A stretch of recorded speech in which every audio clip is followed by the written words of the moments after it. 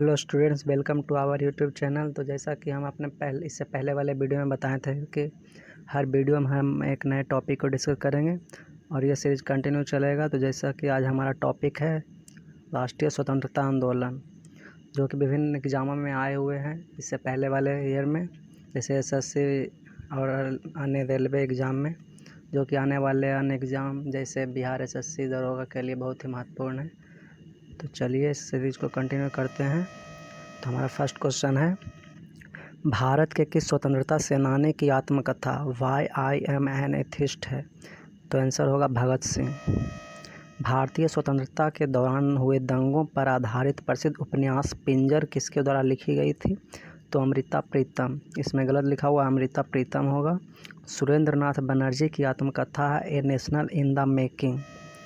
आगे है, व्यापगत के सिद्धांत का प्रतिपादन किसके द्वारा किया गया था? तो लॉर्ड डलहौजी। इसे डॉक्ट्राइन ऑफ लैप्स भी कहा जाता है या हड़प की नीति भी कहा जाता है, ध्यान रखिएगा। आगे है 1947 का अधिनियम, जो ट्रेड यूनियनों के साथ साथ व्यक्तिगत कामगारों के संबंध में भारतीय श्रम कानूनों को विनियमित करता है, औद्योगिक विवाद अधिनियम। आगे है, स्वराज मेरा जन्मसिद्ध अधिकार है, इसे मैं लेकर रहूँगा, यह नारा है लोकमान्य बाल गंगाधर तिलक का। भारत के राष्ट्रवादी आंदोलन के दौरान प्रसिद्ध उपन्यास गोरा लिखा था रविंद्रनाथ टैगोर ने।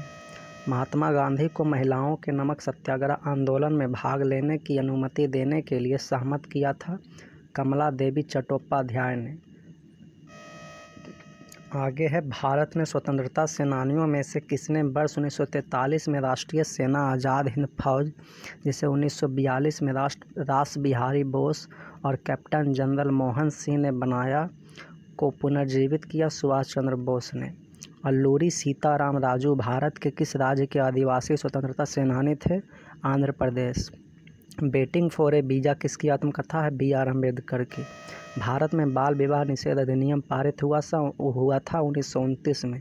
सत्य शोधक समाज की स्थापना की एवं मूर्ति पूजा और जाति व्यवस्था के विरुद्ध मुहिम चलाई ज्योतिराव गोविंद राव फूले। राजा राम मोहन राय ने किस सामाजिक धार्मिक समुदाय की स्थापना की थी? तो ब्रह्म समाज। 1913 में भारत के बाहर स्थापित एक क्रांतिकारी संगठन था गदर पार्टी। नेक्स्ट क्वेश्चन है,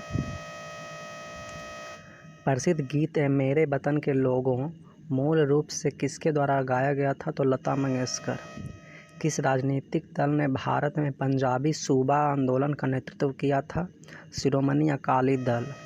जलियांवाला बाग हत्याकांड, जो कि 13 अप्रैल 1919 को हुआ था, इसके प्रभाव के रूप में घटित घटना है ब्रिटिश सरकार द्वारा हंटर समिति की नियुक्ति। रॉबर्ट क्लाइव किस उम्र में 1743 ईस्वी में इंग्लैंड से मद्रास आया था? तो 18 वर्ष की उम्र में। मार्ले मिंटो सुधारों की शुरुआत के समय भारत का वायसराय था लॉर्ड मिंटो द्वितीय।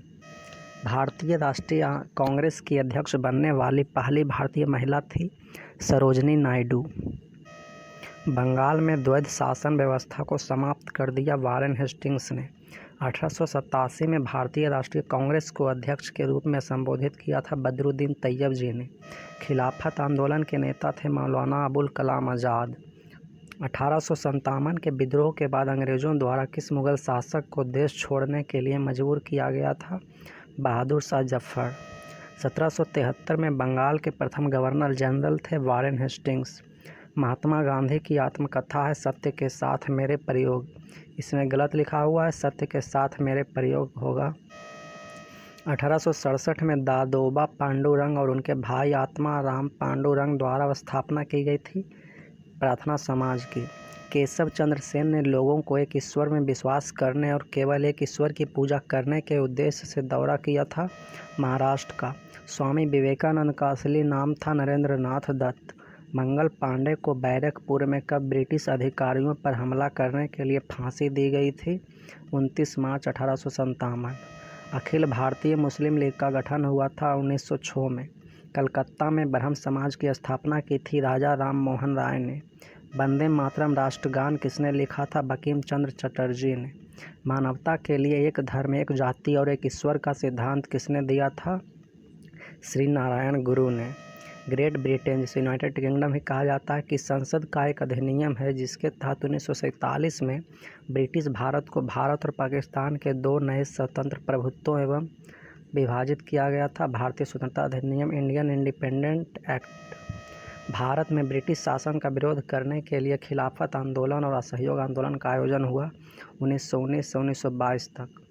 1950 में इंडोनेशियाई राष्ट्रपति भारत के प्रथम गणतंत्र दिवस की शोभा बढ़ाने वाले मुख्य अतिथि थे तो डॉक्टर सुकर्णो थे। स्वतंत्रता की पूर्व संध्या पर भारतीय अर्थव्यवस्था थी अल्पविकसित और रुद्ध। भारत में ब्रिटिश शासन के दौरान देश की आबादी का लगभग कितना प्रतिशत ज़्यादातर गाँवों में रहता था और कृषि से प्रत्यक्ष या अप्रत्यक्ष रूप से अपनी आजीविका प्राप्त करता था? 85%। किस स्वतंत्रता सेनानी को भारत के लौह पुरुष की उपाधि से सम्मानित किया गया है? वल्लभ भाई पटेल। आगे है, देश में 562 रियासतों को एकीकृत करके भारत के राजनीतिक एकीकरण करने का श्रेय किस हस्ती को दिया जाता है? वल्लभ भाई पटेल को। किसे पंजाब केसरी भी कहा जाता था? लाला लाजपत राय को।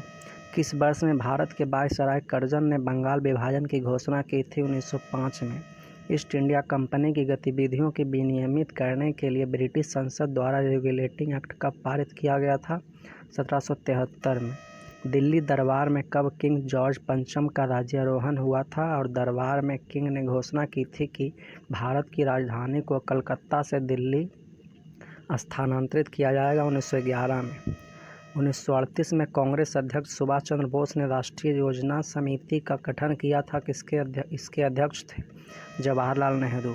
गांधी जयंती किस महीने में महात्मा गांधी के जन्मदिन के उपलक्ष्य में भारत में कब आयोजित होने वाला एक समारोह है? अक्टूबर।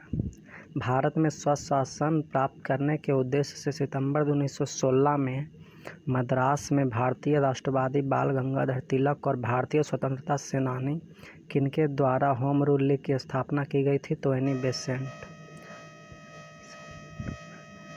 तो ऐसे ही वीडियो देखने के लिए हमारे चैनल को सब्सक्राइब कर दीजिए। तो वीडियो अच्छा लगा हो तो शेयर भी कर दीजिए। मिलते हैं नेक्स्ट वीडियो में। जय हिंद।